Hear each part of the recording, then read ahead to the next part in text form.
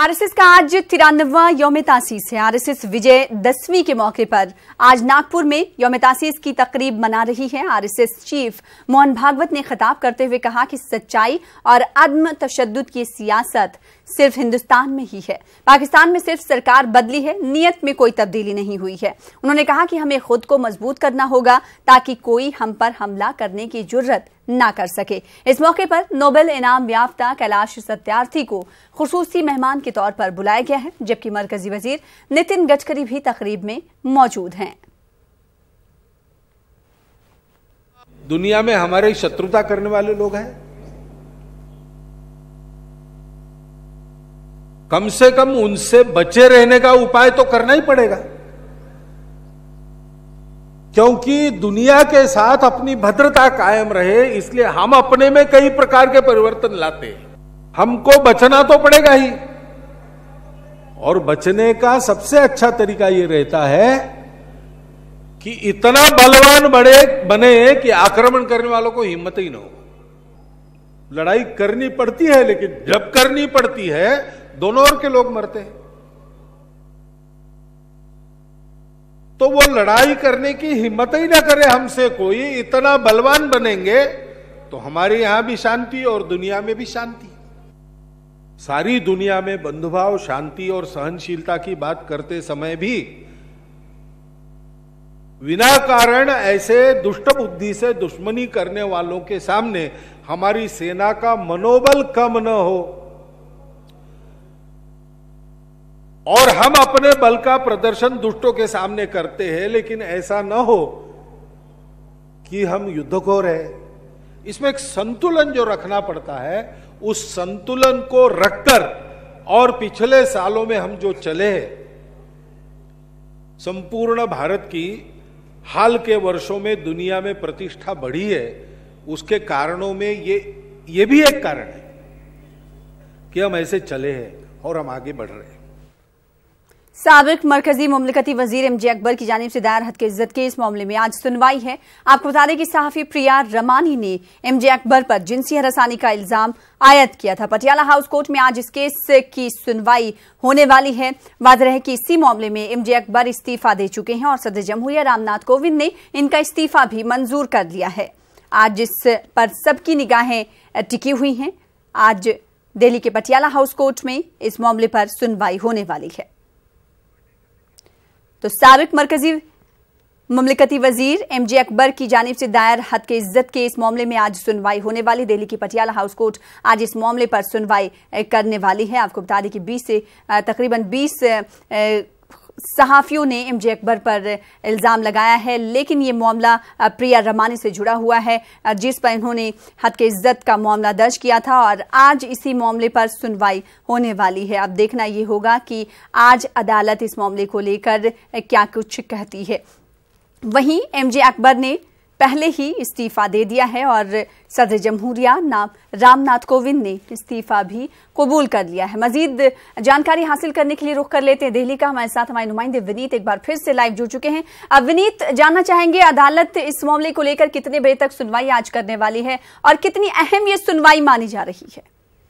आज निश्चित तौर पर मैं आपको बताना चाहूँगा कि अब से थोड़ी देर बाद अदालत इस मामले की सुनवाई करेगी, जहां पर अपराधन जो मानहानि का मुकदमा है वो एमजे अकबर ने दायर किया है। उनका साफ तौर पे कहना है कि जिस तरह के आरोप प्रिया रमानी या फिर अन्य लोगों ने लगाया है उससे उन्होंने इनकार किया है, और साथ ही साथ उन्होंने यह भी आरोप लगाया है कि उनकी छवि को खराब करने की कोशिश की जा रही है। एक राजनीतिक एंगल भी उन्होंने देने की कोशिश की है और दिया है, और उन्होंने साफ तौर पर कहा है कि चूंकि इस तरह के चुनाव आ रहे हैं और इसीलिए इस समय इस तरह के मुद्दे उठाए जा रहे हैं। हालांकि जो दूसरा पक्ष है वो अपने मांगों पर अड़े हुए हैं, अपने जो आरोप उन्होंने लगाए हैं उस पर वो अड़े हुए हैं, और उनका साफ तौर पे कहना है कि वो इसे प्रूफ कर देंगे, साबित कर देंगे। लेकिन वही में जो एमजे अकबर हैं वो भी अपनी सफाई दे चुके हैं और उन्होंने साफ तौर पर यह कहा है कि जो भी आरोप लगे हैं वो बेबुनियाद आरोप है और उनकी छवि को खराब करने की कोशिश की गई है।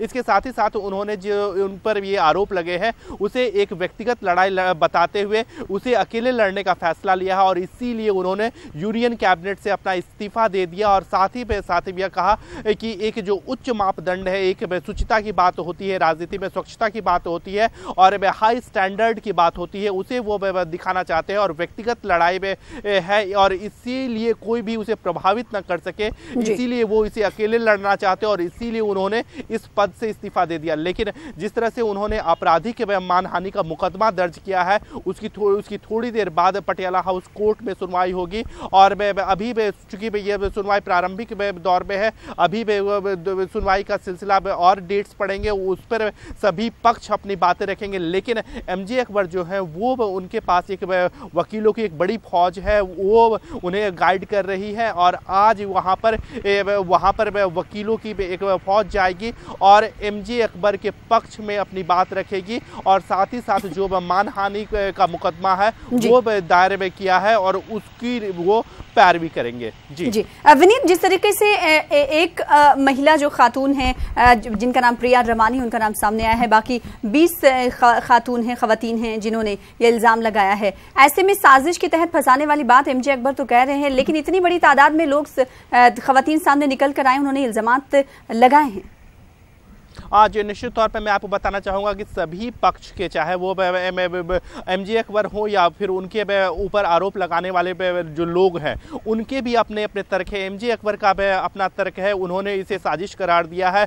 वहीं पर जो खवातीन जिन्होंने ये आरोप लगाया है, उनके भी अपने पक्ष है और उन्होंने साफ तौर पर यह कहा है कि चूँकि उनके साथ ऐसी घटनाएँ घटी थी, उनके साथ मोलेस्टेशन में की कोशिश की गई थी और इसीलिए वो इस तरह की बात कर रहे हैं, क्योंकि एक जिस तरह से कैंपेन चला है, मीटू कैंपेन चला है, इसकी शुरुआत यूएस में हुई थी और उसके बाद फिर भारत में आया, फिर उसे तनुश्री दत्ता ने जिस तरह से आगे बढ़ाया और उसके बाद जिस तरह से महिला पत्रकारों ने अपनी बात रखी, उन्होंने अपनी यह बात रखी है कि एमजे अकबर ने उनके साथ ऐसी हरकत करने की कोशिश की थी जिसे वो ठीक नहीं मानती और इसी को वो आगे बढ़ाए। हालांकि दोनों ही पक्ष हैं, दोनों ही पक्ष के अपने अपने तर्क हैं और अपने में तर्कों पर दोनों ही पक्ष कायम है। लेकिन अब मामला चूंकि अदालत में चला गया है और अदालत को यह तय करना है कि कौन सा पक्ष सही बोल रहा है। जी। और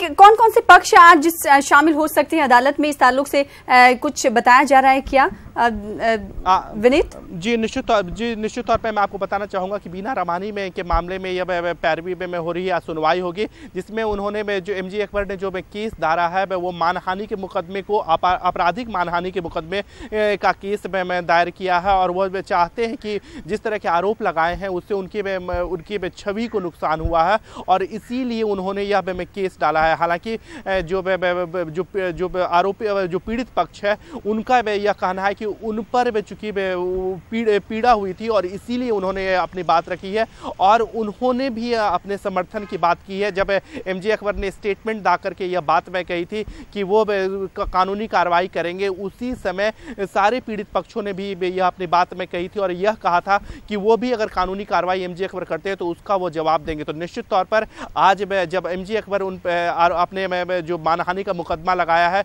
उसकी वो पैरवी वहां पर करेंगे, तो जो दूसरा पक्ष है वो भी अपने में जो आरोप लगाए हैं उसकी सच्चाई की पैरवी करेगा। विनीत, लेकिन एक सवाल यहाँ पर ये करना चाहेंगे, बीजेपी के लिए काफी नाजुक घड़ी सामने आई है क्योंकि बीजेपी और केंद्र सरकार की जानिब से हमेशा कहा जाता है कि बेटी को पढ़ा रहे हैं और बेटी को बढ़ा रहे हैं। ऐसे में बेटियों के साथ उनके ही वजीर जो कि साबिक में रह चुके हैं, उन्होंने फॉर्मर थे, वो उन्होंने उन पर इस तरह के इल्जामात लग रहे हैं, तो एक दौर जो है ये बीजेपी के लिए नाजुक समझा जाए।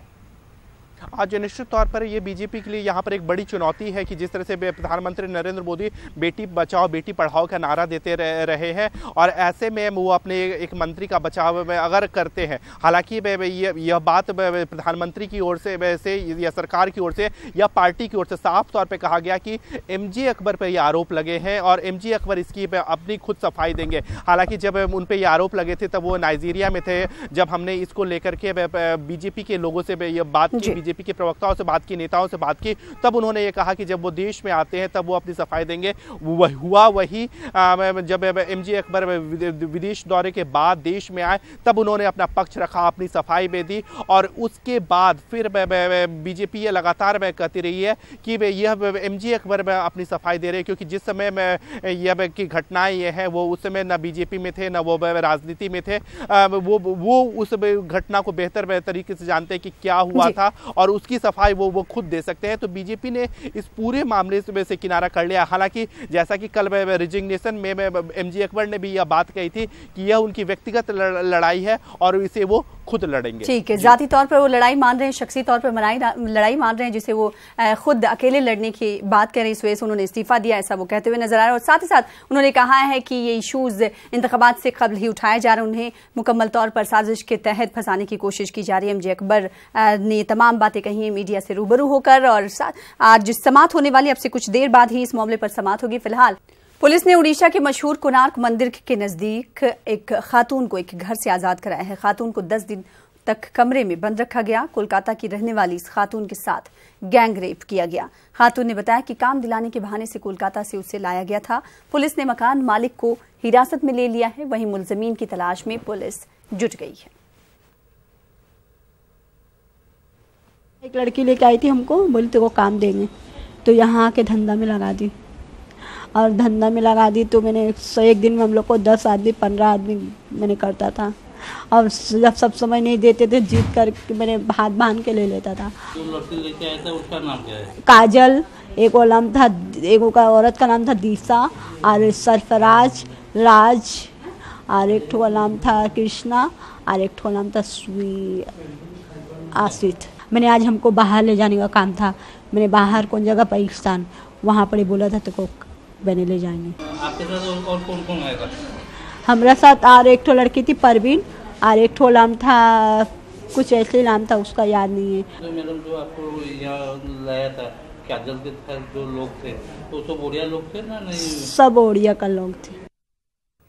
जुल्म की दास्तां यही नहीं थमती। इस मामले में नया मोड़ तब आया जब मुतासरा को पाकिस्तान भेज देने की बात कही गई।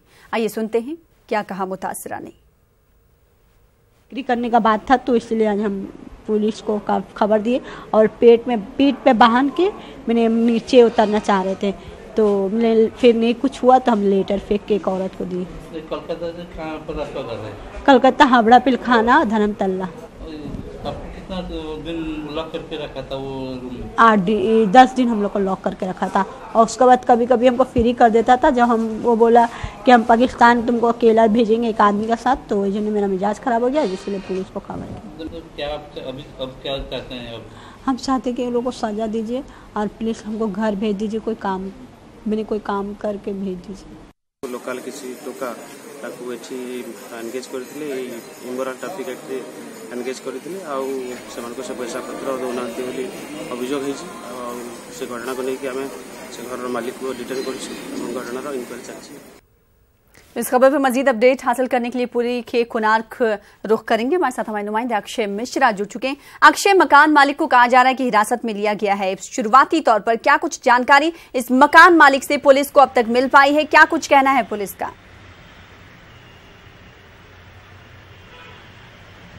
देखिए सुना, जिस तरह का उड़ीसा के जो कोणार्क है अर्क क्षेत्र वहाँ पर जो शर्मनाक चीज़ हुआ था तो उसको लेकर अभी पूरी पुलिस की तरफ से अभी छानबीन जारी है और इंक्वायरी प्रोसेस भी कंटिन्यू कर रहा है। और जो मकान मालिक को कल गिरफ्तार किया गया है और मकान मालिक उस घर को किराए में दिया था, उसको 2 बंदे लिए थे किराए पे, लेकिन वहाँ 6 महीने तक वहाँ पर देह व्यापार चल रहा था जिस तरह का स्थानीय लोग का जो कंप्लेन था।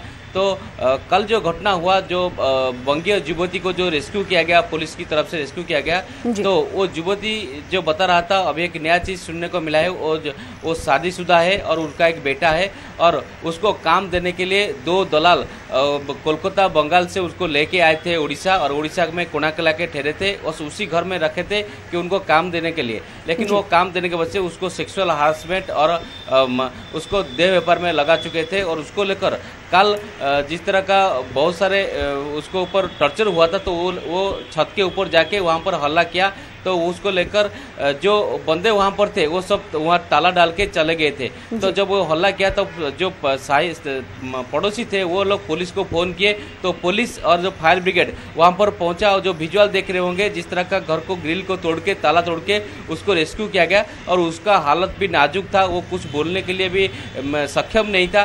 तो उसको पहले कुणाक जो मेडिकल था वहाँ लेके गए और उसके बाद पूरी मेडिकल में लाके उसका ट्रीटमेंट अभी चल रहा है। और जो गण दुष्कर्म का मामला है, बलात्कार का मामला चल रहा है, तो वो अभी तक साफ नहीं हुआ है क्योंकि लड़की अभी तक कुछ बोल नहीं पा रहे ठीक से और मेडिकल चेकअप चल रहा है। अभी उसको अक्षय, यहाँ पर ये पूछना चाहेंगे, क्या मकान मालिक ने बताया कि उसे पता नहीं था कि जिन लोगों को उसने मकान किराए पे दिया है वो इस तरीके का काम उसके मकान में करते, या फिर वो भी इस तमाम काली करतूत में शामिल था?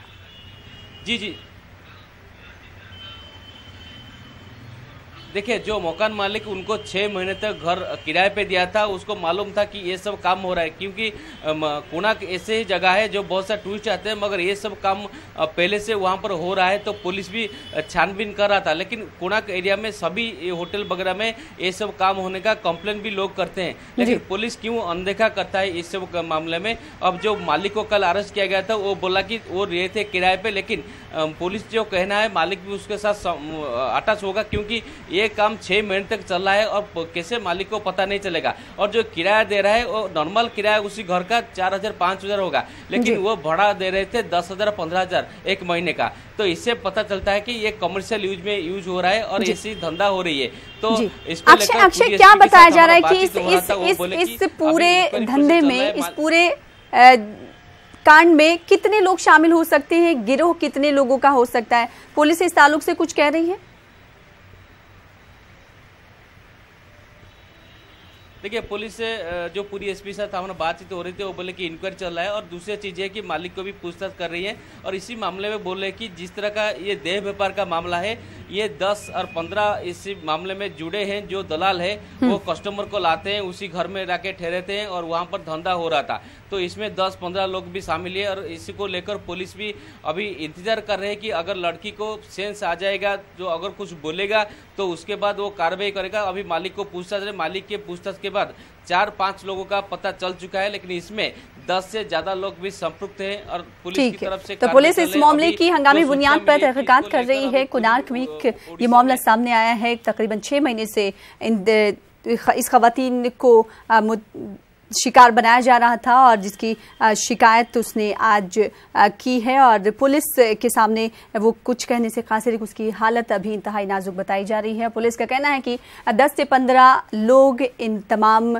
चीज़ों में शामिल हो सकते हैं और साथ ही साथ मकान मालिक को भी हिरासत में ले लिया गया, जिससे पूछताछ जारी है। बहुत शुक्रिया हमारे साथ अक्षय जुड़ने के लिए और अपडेट देने के लिए।